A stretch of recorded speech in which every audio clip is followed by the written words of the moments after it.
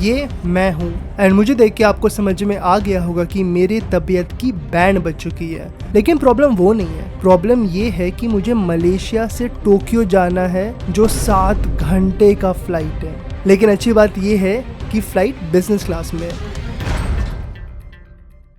तो लाउंज में फटाफट शावर लेके हम लोग निकल पड़ते हैं अपने बोर्डिंग की तरफ। सच बोलूं तो जापान जाने की एक्साइटमेंट ही इतनी ज़्यादा थी कि मेरी तबीयत थोड़ी सी ठीक होनी स्टार्ट हो गई।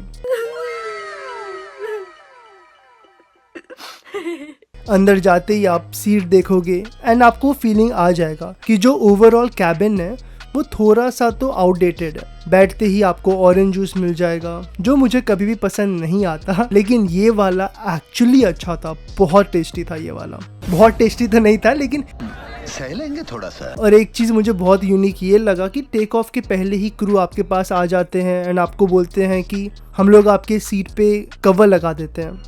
उसके बाद टाइम आता है हॉट टॉवल का, जो बिल्कुल भी हॉट नहीं था। एंड अपनी वाइफ को मैं कुछ तो पकाऊ जोक मार रहा था यहाँ पे उसको कुछ फनी नहीं लगता मेरा जोक। एनीवे, स्टोरेज के अंदर आपको मिल जाता है एमिनिटी किट एंड वो देख के मैं बहुत खुश हुआ क्योंकि अगेन मुंबई से मलेशिया के जो बिजनेस क्लास है वहाँ पे एमिनिटी किट नहीं था। Please have amenity kit in every single business class, वो बहुत इंपॉर्टेंट है। इसके अंदर क्या खजाना है वो मैं थोड़ी देर बाद दिखाता हूँ। अभी के लिए मैं अपने सीट से लड़ते झगड़ते हुए टेक ऑफ कर जाता हूँ एंड फिर क्रू आती है, अपने आप को इंट्रोड्यूस करते हैं। उनको आपका नाम पहले से पता होता है, जो मुझे बहुत अच्छा लगा, वो जो टाइनी डिटेल था। क्रू जेन्युइनली अपना काम बहुत ज़्यादा इंजॉय कर रहे थे, मुझे वो देख के बहुत ही अच्छा लगा। एंड बाद में जब मैंने रिसर्च किया ये चीज़ के ऊपर, इसको एक्चुअली मलेशियन हॉस्पिटैलिटी बोलते हैं, जो फिलॉसफी मलेशिया एयरलाइंस बहुत ही अच्छे से निभा रही है। अगर आपको पता होगा कि इंडिया में भी हमारी इंडियन हॉस्पिटैलिटी होती है जो पूरे दुनिया में फेमस है। फॉरेनर्स इंडिया की बहुत तारीफ करते हैं इंडियन हॉस्पिटैलिटी के ऊपर। वैसे ही सेम मलेशियन हॉस्पिटैलिटी है जो बहुत ही वार्म है, बहुत वेलकमिंग है एंड वो मुझे एक्चुअली फील हुआ ये मलेशिया एयरलाइंस में। एंड अगर उनके यूनिफॉर्म की बात करूं तो ये फराह खान ने डिज़ाइन किया है, अपनी फराह खान नहीं, ये वाली फराह खान। मजे आएंगे तेरे मजे। आपके सीट पे आपको मिनरल वाटर भी दिखता है जो मेरे ख्याल से इनके खुद के एयरलाइन का है। क्रू आ जाती है वापस, वो मेरे से मेरा कोट ले लेती है, मुझे स्लीपर्स दे देती है, मस्त मुझे घर वाला फीलिंग आने लग जाता है ये टाइम पे। एंड टेक ऑफ के पहले मैं ऑलरेडी बहुत खुश हो चुका हूँ, मैं बहुत सेटिस्फाई हो चुका हूँ। मेरे हिसाब से ना फ्लाइट का एक्सपीरियंस 70% क्रू पे डिपेंड करता है। अगर आपकी क्रू बहुत ही अच्छी है ना तो आपका जो सीट है, खाना है, वो सब आप उस पर कॉम्प्रोमाइज़ करने को रेडी रहते हो। टीवी की बात करूं तो वहाँ पे मुझे सारा भाई वर्सेस सारा भाई दिख गया एंड मुझे इसीलिए ये चीज़ फ़नी लगा क्योंकि ये जो रूट है मलेशिया से टोक्यो, ये इंडियन रूट नहीं है। फिर मुझे नहीं लगता कि इंडियन एयरलाइंस भी ये शो रखती है एंड बहुत सारे लोग को शायद पता भी ना हो सारा भाई वर्सेस सारा भाई क्या है। उन लोगों के लिए प्लीज़ ये शो देखो, it was very funny. At least मुझे फनी लगता था जब मैं छोटा था। मैं तो गाना गा रही थी। तेरी नानी मरी तो मैं क्या करूं? ये गाना है या टॉक शो है? अब बात करते हैं मेन्यू की। यहाँ पे आपको कोई भी इंडियन टच नहीं मिलेगा। आपके पास ऑप्शन में रहेगा grilled chicken, steam red snapper, grilled beef fillet, traditional Japanese menu. तो अगर आप वैसे हो जिसको बाहर के खाने में थोड़ी परेशानी होती है, भाई भगवान भरोसे हो आप तो फिर, क्योंकि आपको अच्छा नहीं लगेगा ये चीज़। मेरी तबीयत तो वैसे भी ख़राब थी तो मैं सोच रहा था चलो यार जापानीज मेन्यू ट्राई करते हैं। It was a bad decision and आपको समझ में आ जाएगा मैं ऐसा क्यों बोल रहा हूँ। क्योंकि क्रू आती है, टेबल सेट कर देती है एंड आपको पीनट्स और आपको जो भी ड्रिंक पीना है आपको वो दे देती है। मैं ड्रिंक नहीं करता तो मैं अपना स्पार्कलिंग वाटर ले लेता हूँ। अच्छा, एक प्रॉब्लम मुझे बहुत अनोइंग लगा कि जो स्क्रीन है उस पर एंटी रिफ्लेक्टिव कोटिंग नहीं था, तो मुझे बार बार सिर्फ मेरा ही चेहरा दिख रहा है, तो मुझे वो थोड़ा सा इरिटेटिंग लगा, बट ये बहुत बड़ी बात नहीं है।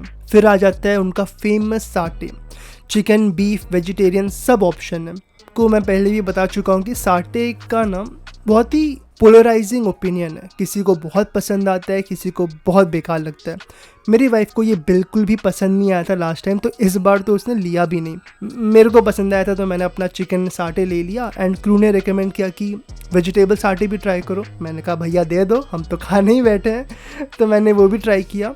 वेजिटेबल साटे मुझे इतना अच्छा नहीं लगा, बट चिकन साटे वॉज गुड। एंड फिर स्टार्ट होता है जापानीज मील का एक्सपीरियंस। स्टार्टर देख के मैं इतना खुश हो गया ना कि उसमें नारुतो का वो नारुतो माकी था। अगर आपने नारुतो का एनिमे देखा होगा तो आपको पता होगा मैं क्या बोल रहा हूँ। मैं वो देख के बड़ा खुश हो गया। जो प्रेजेंटेशन था it was so beautiful and मैं एक्सपेक्ट नहीं कर रहा था कि इतना अच्छा प्रेजेंटेशन होगा, क्योंकि मेरे लास्ट बिजनेस क्लास जो मलेशिया के साथ था उसमें जो मुझे प्रेजेंटेशन दिखा वो बहुत ही वाहियात दिखा था। तो यहाँ ये वाला प्रेजेंटेशन देख के मैं बड़ा खुश हो गया। उसमें आपको उदौन नूडल्स मिल जाते हैं मशरूम के साथ, फिश एग था, टोफू था, ग्रिल्ड फिश था, वसाबी था, पिकल्स था। लेकिन टेस्ट में बिल्कुल भी आपको पसंद नहीं आएगा अगर आप मेरे जैसे हो। मुझे पसंद नहीं आया क्योंकि मेरा टेस्ट ही नहीं है वैसा। और ये पॉइंट तक मेरे को रियलाइज़ हो गया था कि मुझे जापान में यही सब खाना है।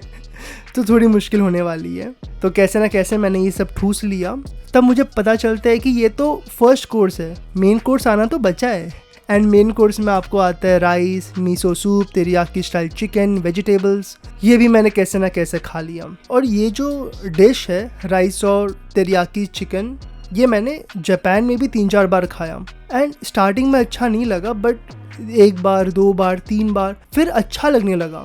तो मेरे ख्याल से वही है कि अगर आप एक चीज़ बार बार खाते रहोगे ना तो आपको आदत हो जाती है एंड देन वो अच्छा लगने लगता है। तो मे बी ये जितनी भी डिश हैं बहुत टेस्टी होंगे एंड ऑनेस्टली टेस्टी होंगे, क्योंकि मेरे आसपास सब जापानीज थे और वो लोग बहुत इंजॉय कर रहे थे। सेम डिश था, वो लोग बहुत इंजॉय कर रहे हैं। तो खाना तो अच्छा था, मेरे टेस्ट पहले के हिसाब से नहीं था उस टाइम पे। देन फाइनली आ जाता है डेजर्ट में ब्राउनी। वो एक मोमेंट था मेरी जान में जान आई कि चलो यार ये खा के तो जिंदा रह सकता हूँ।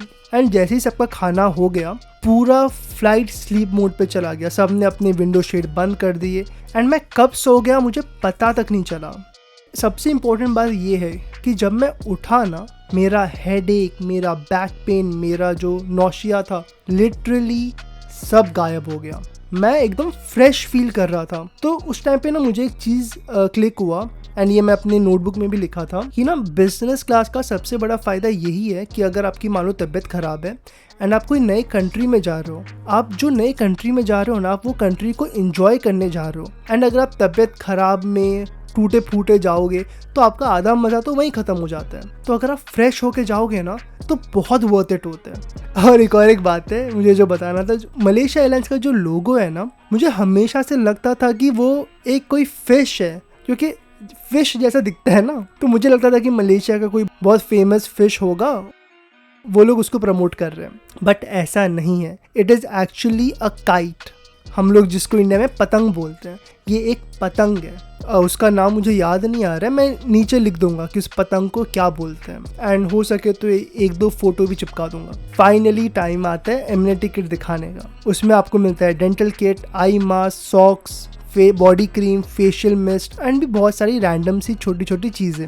लेकिन वो जो बैग था ना वो बहुत प्रीमियम था। मैं मुंबई आ चुका हूँ एंड मेरी वाइफ उसको अब तक as a beauty bag use करती है। सीट कंट्रोल की बात करूँ तो वो भी काफ़ी आपको बेसिक मिल जाते हैं, काफ़ी डिसेंट मिल जाते हैं। उसमें एक मसाज ऑप्शन भी है। मुझे कभी भी मसाज पसंद नहीं आता फ्लाइट में, वो उतना इंटरेस्टिंग नहीं रहता, लेकिन बहुत सारों को मे बी ये बहुत अच्छा लगे।